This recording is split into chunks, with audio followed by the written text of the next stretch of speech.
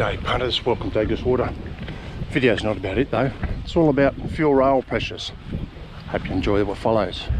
Put another gauge up on my dash here, fuel rail pressure, only because I've been having some problems just in the last few days. I think it's the suction control valve which is the problem, and monitoring the fuel rail pressure will well, that's a diagnostic I suppose. I'll tell you more about that in the short term. I want to give you a comparison between what's happening now with the fuel rail pressures and what I'll show you very shortly. So I'm just sitting in the car at the moment at idle, and you can see the fuel rail pressures there, and the fuel flow rate at idle is 4.2, which I think is really a consumption rate, about 4 litres an hour at idle. You can see the fuel rail pressure though, it's probably bounces, I don't know, 1500 psi maybe. The engine's cold at the moment too, and it'll actually change once it's warmer. It'll probably become more stable. And see the engine RPM is at about 630.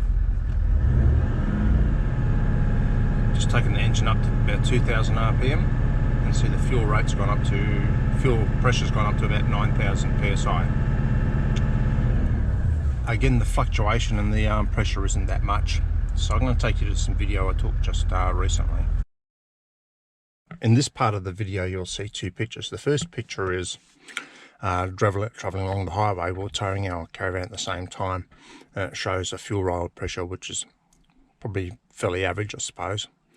And what happened is, it was as if I took my foot off the accelerator, and this second picture now shows what happened to the fuel rail pressure.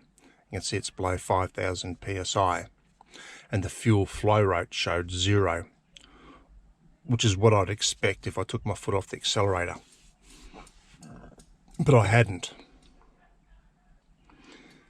This next video I'm going to show you is, again, driving along the highway, towing the caravan at a pretty constant speed and load, so we weren't going up and down undulating hills. And you'll see the fuel rail pressure is fluctuating quite dramatically all over the place. The suction control valve is located down there, behind the fuel pump. I'm not sure if I can point it out. It's a bit warm in there at the moment, probably where my finger is, right down there.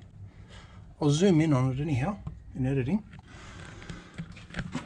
Not much I can do with the scan gauge I've got, because I need to compare rail pressure with the actual target pressures. Target pressures are how it's tuned in the ECU. And my scan gauge doesn't go into that detail, so I've actually booked this into Toyota next week, and I've given them some video and some pictures of how it's fluctuating. I've cut open the pre-filter, the ProVent 30 micron filter, use an angle grinder just to check. Show you some sunlight here. You can see that's the normal orientation, so the filter that you see at the bottom there is normally at the bottom. You can see the colour difference. So, I mean, it doesn't look like there's lots of particulate shit in there, but it certainly does look dirty. I've got nothing to compare it with, like brand new. But I'm guessing, you tell me if I'm wrong, it's pretty dirty. Picked the Cruiser up from its 260,000 k service with Toyota. Told them to pull back on some of the stuff, like the bearing repacking and replacing and stuff. Replaced the serpentine belt, as I suspected. The idler pulley bearing's just about on its way out, so I've asked them to replace that. They didn't have any in stock, so she's booked in again on the 12th of December. They couldn't diagnose the fuel issue. No fault codes came up, and the problem that I've been having with the rail pressure didn't materialise. So after having a chat to them, so I've booked it in on the 12th or 13th of September. Going to replace the fuel rails, going to replace the injector pump with the suction control valve at the same time, and at that time they can also do the idler pulley bearing. So hopefully that'll resolve that intermittent issue that I've been having.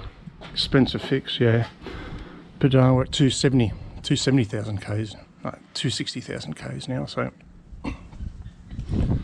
bit of proactive preventative maintenance rather than being stuck on the side of the road with a broken down vehicle.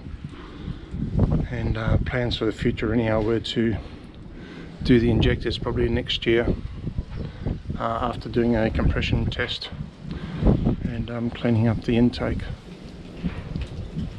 Anyhow, something for future videos. I'll let you know more about the injector pump and fuel rails once to get me a quote and stuff like that. They did say it's 5.5 hour job to do the injector pump, which is down there. It's driven by the timing chain in front of the engine, so they need to pull a bit off the front. Yeah, I cooked up. What did I cook up? Mounting the canopy. Show you a bit more. Yeah, got the guards off.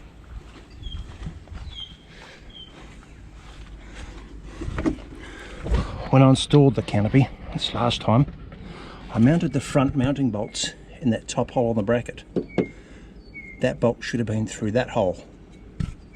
What did that mean? Top of the canopy swung around to the rear just like it was prior to all this work. There's a 100mm gap between the edge of the trim and the front of the canopy. When I initially set it up, there was about 75. What else did it do?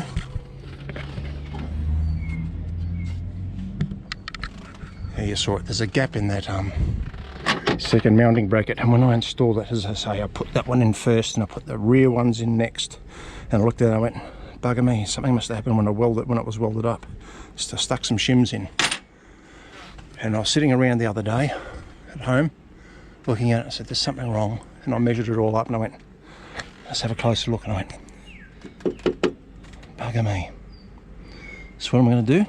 I've removed the shims both sides now. I'm going to jack this up with a jack. Remove the bolt. Line it up with that hole, the bottom hole in the bracket, both sides. Do it back up again. Hope you can see that. There we go. We got about 75mm now. Much better. Just show you. Drop it down under that lower mount bolt. The only things I've got to do now is these centre mount bolts down here. Put the guards back on.